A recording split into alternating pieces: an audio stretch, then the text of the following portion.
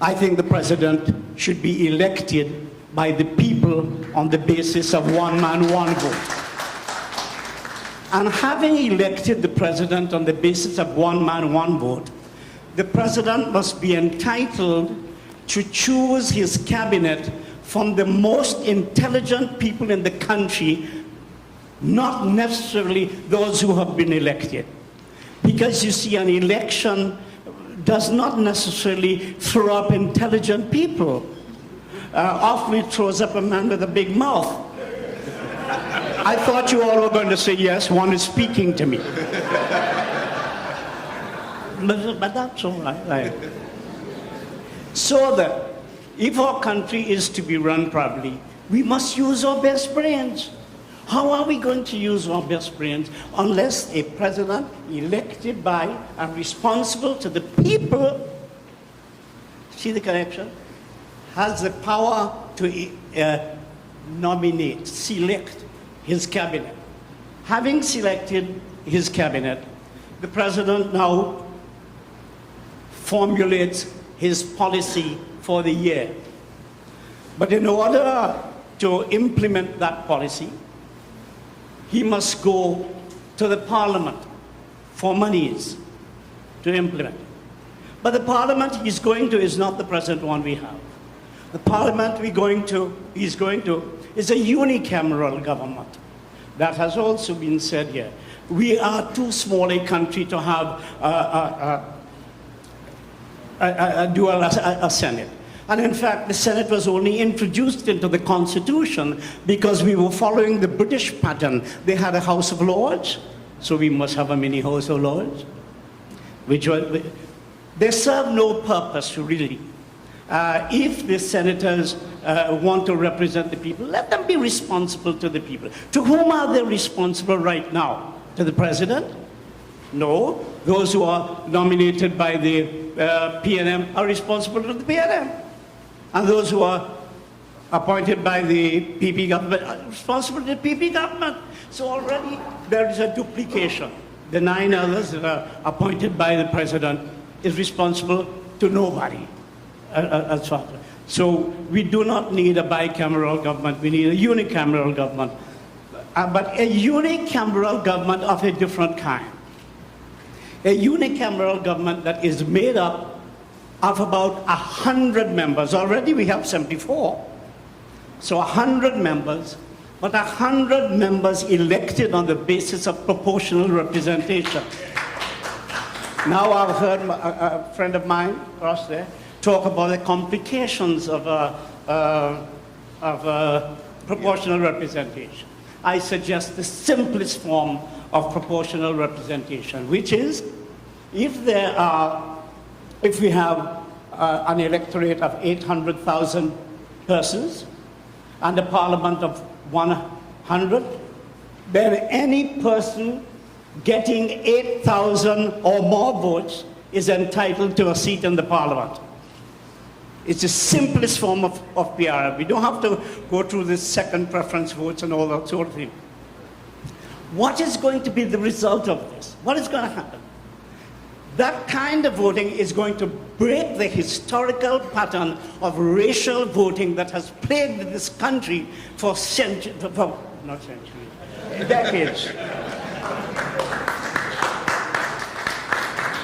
Come the next election, if the elections are held under the present constitution, we shall repeat what we have been doing for 50 years. That is to say, one group will be in the opposition and the next racial group will be in the parliament and so on. But if we go on the basis of proportional representation, then people will elect members on the basis of their economic as opposed to their racial interests. The farmers will get together and say, we are going to put a member in parliament because whenever we elect anybody else, they don't represent us, but we are going to put farmers, a group of farmers are going to get together and they are going to put 4 or 5 farmers in the parliament. The taxi drivers, the business community, even the churches if they wish. Whoever, in a multicultural, highly plural society that we have, It is the only way in which there will be the broadest spectrum of people taking part in the political decision-making process, which is what we are saying over and over. We want the people to participate. But where are the people? Where are they? So that basically, and I want to confirm what somebody says. Just as your paper that you have submitted there has said, you talk about the social contract, the Hobbesian type social contract and so on. Well, I believe that the manifesto, the Constitution should provide that the manifesto constitutes a contract between the government and the people, which means that the people will have an opportunity to take the government to court for damages for not implementing the manifesto. There are several other things I'd like to talk about. But I know I do not have the time. You probably don't have the inclination to listen. Okay. I went to the opening and I heard it said that some people were talking about constitutional amendments. I want to emphasize that this is not about constitutional amendments. It is about constitutional reform.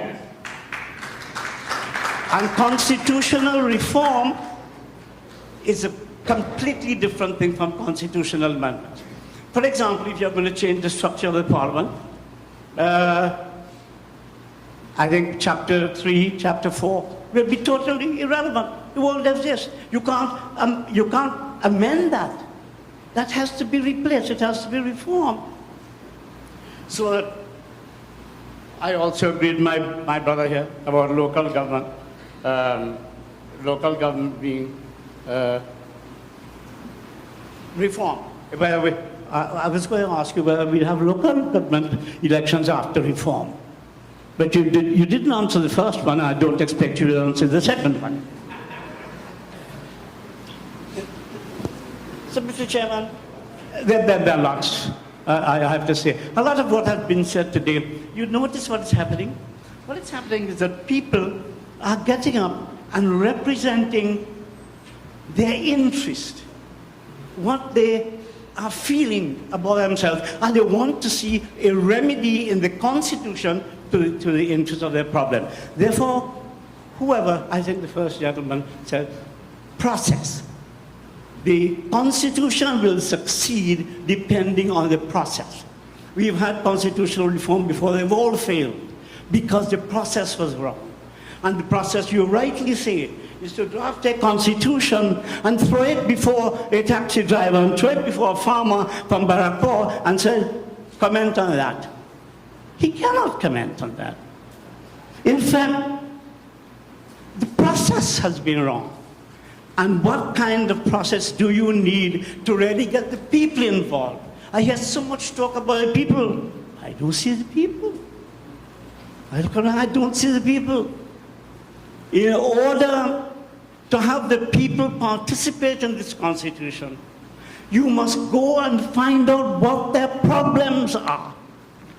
And they will tell you what their problems are. Don't ask them to speak to me on constitutional reform. They would not have read the Constitution. I will not ask how many people here have read it because I do not intend to embarrass them. But that's not the approach. You've got to go to people, and when I talk about people of the middle, lower income bracket zone, who will never be at these meetings. You've got to go and find a way to go to them and say, please tell me what are your problems, what bother you in your life. If the Constitution, the purpose of the Constitution is to make people happy, tell me what is making you unhappy. And when you've got the answers to them as to what their problems are, your job is to put into legal language the answer to their problems, and that is the Constitution. Thank you. Thank you very much, Mr. Pandey. Next.